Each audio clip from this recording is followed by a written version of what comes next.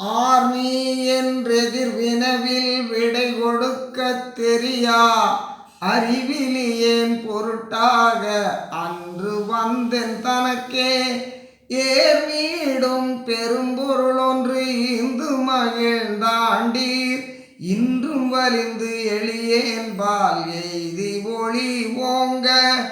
பார்மீடத் திருவருளாம் பெருஞ்சோதி அளித்தீர் பகருமெலாம் வல்ல சித்தி பண்புறவும் செய்தீர்